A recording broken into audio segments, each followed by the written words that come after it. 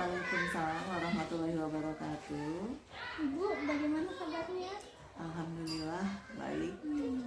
Ibu, terima kasih Ibu sudah ada kesempatan untuk saya wawancara ya Bu.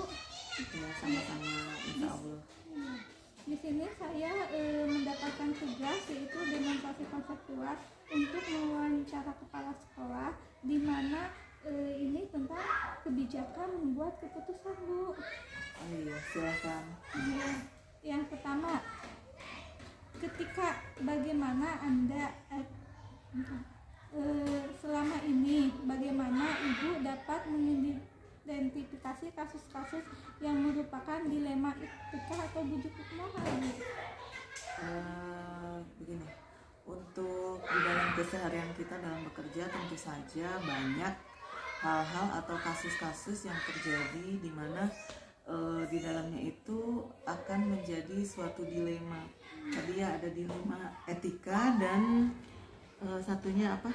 Bujuk moral. Nah di sini berarti kalau dilema etika itu sesuatu yang mungkin dalam kasus itu adalah sesuatu yang prosedural atau misalnya ada sesuatu yang tidak sesuai dengan prosedur gitu ya.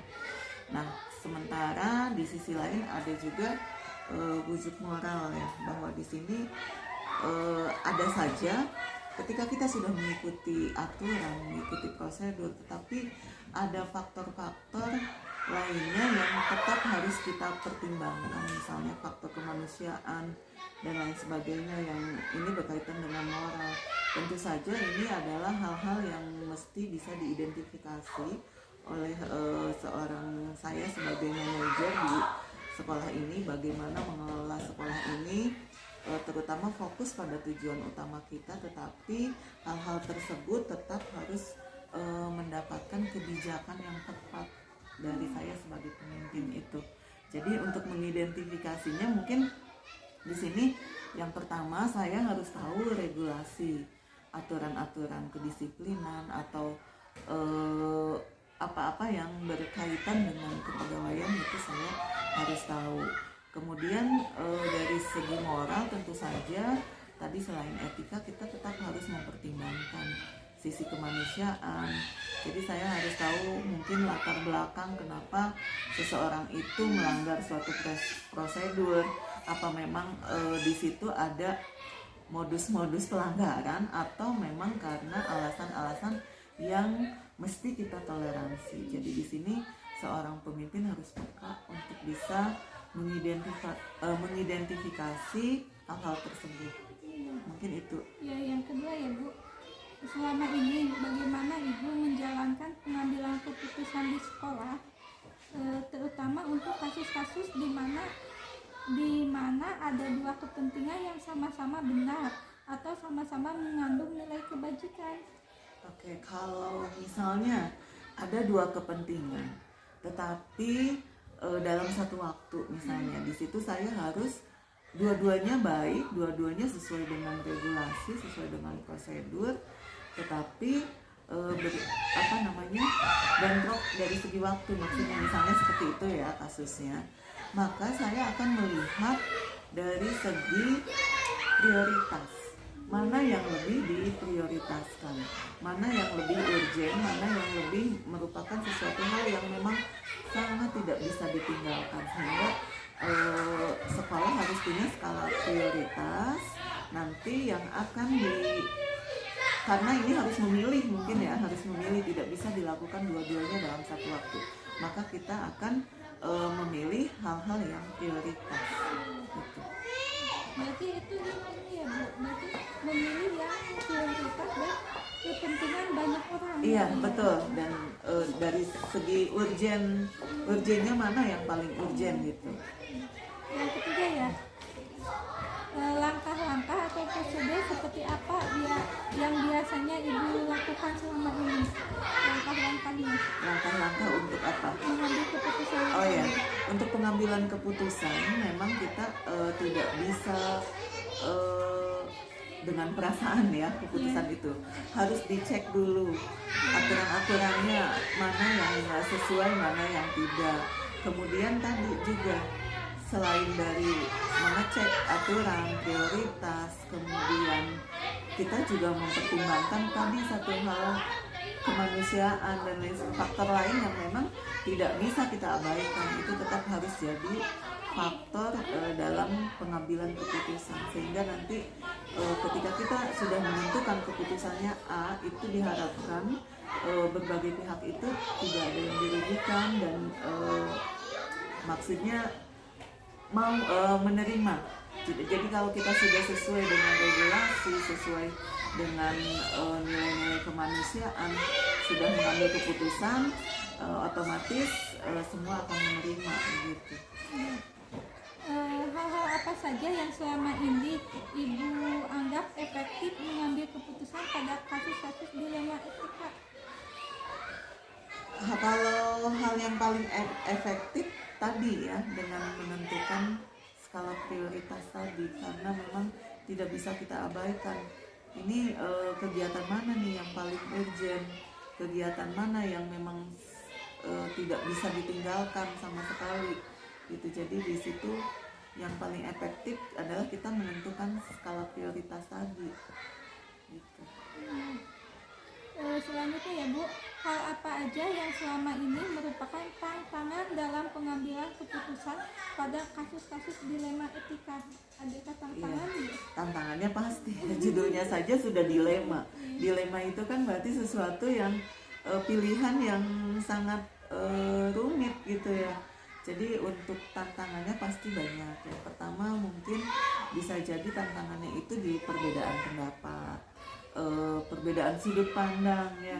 Jadi untuk mengatasi hal ini kita harus harus mampu melihat sudut pandang orang lain. Itu yang paling penting.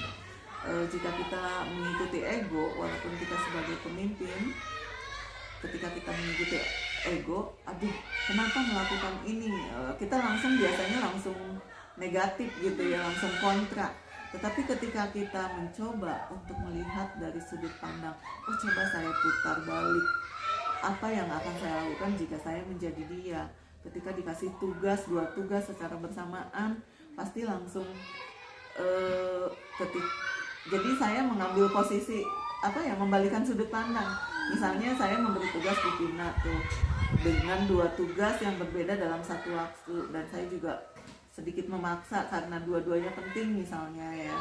Kemudian saya ketika Bu Pina itu berargumen menolak, maka saya itu kan biasanya kalau kita mengikuti ego, otomatis ini kok nggak mau mengikuti aturan gitu, tidak mau mengerjakan seperti itu. Maka dari itu saya harus bisa pandai-pandai untuk melihat sudut pandang yang lain gitu. Jadi saya tukar posisi dengan Bu Pina, apa yang akan saya lakukan mungkin, dan saya juga harus bisa melihat tugasnya seperti apa sih. Ternyata tugasnya itu cukup berat ya, kalau harus melakukan 2 tugas dalam satu waktu, sehingga kalau saya bisa berempati, saya bisa melihat alasan kenapa misalnya guru itu menolak pekerjaan ini atau hanya mau melakukan satu saja seperti itu, sehingga nanti ketika di pengambilan keputusan otomatis saya memahami karena sudah bisa melihat sudut pandang guru misalnya. Saya memahami, oh Bu Pina itu menolak karena begini-begini gitu. Dan saya juga harus tahu persis pekerjaannya seperti apa sih. Kadang-kadang ya pemimpin itu kan suka ada juga yang misalnya hanya memerintah A, B, C, diperintah tanpa tahu mudah sukarnya atau berat ringannya tugas tersebut.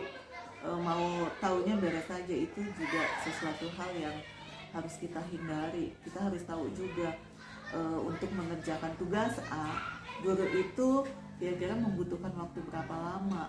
Ada saja misalnya kan ada juga ya kalau tugas-tugas operator misalnya simple, tinggal tugasnya hanya upload berkas misalnya. Tetapi ketika dijalani upload berkas itu tidak semudah itu, bisa saja operator tersebut harus mengerjakannya malam-malam atau sampai pagi hari. Nah ini hal yang harus kita tahu seberapa berat pekerjaan itu, sehingga ketika kita memerintahkan itu kita tahu kemampuan guru tersebut kira-kira mampu atau tidak, terlalu berat atau tidak gitu mungkin. Iya, untuk selanjutnya ini berhubungan Ibu.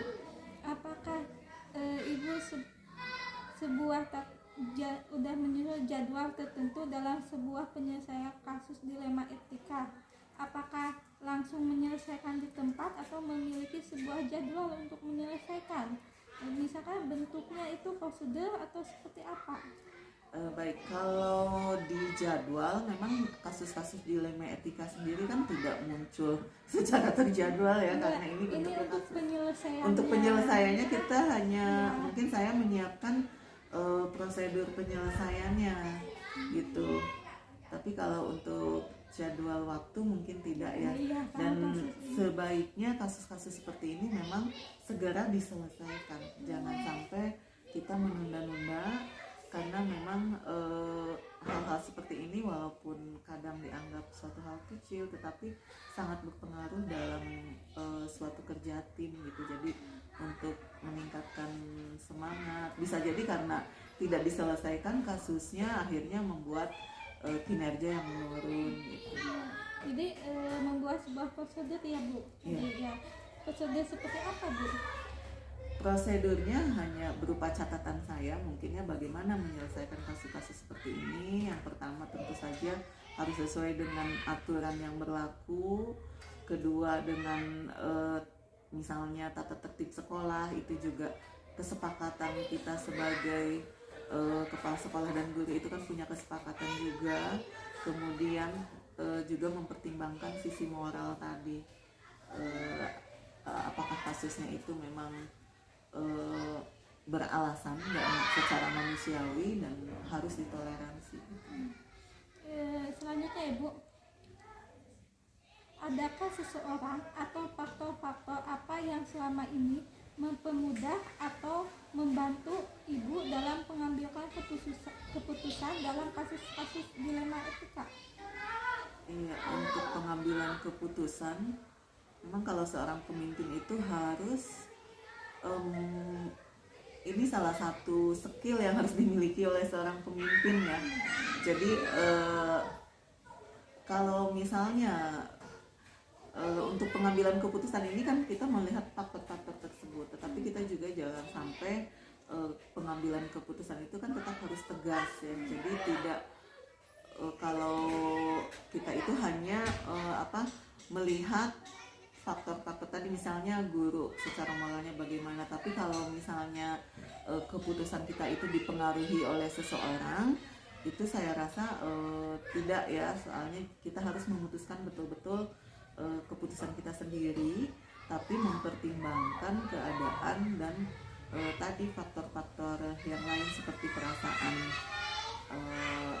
guru dan lain sebagainya gitu. Jadi kalau yang membantu mempermudah pengambilan keputusan ya sebenarnya kita melihat situasinya sendiri gitu. Jadi kalau perorangan itu tidak mempengaruhi kita ya, hanya keputusan tetap oleh sendiri gitu.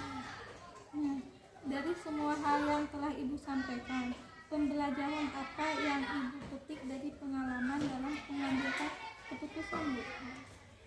Pelajarannya kalau bagi saya, pengambilan keputusan itu mutlak harus dilakukan oleh seorang pemimpin, karena pemimpin itu kalau diibaratkan ya seperti supir, apapun yang diambil keputusan oleh supir itu akan berpengaruh kepada seluruh penumpang, sehingga ketika kita mengambil keputusan yang salah, yang merasakan itu kan bukan hanya saya sebagai pemimpin, tapi seluruh warga sekolah. Sehingga dalam pengambilan keputusan tadi kita tidak boleh yang pertama terburu-buru,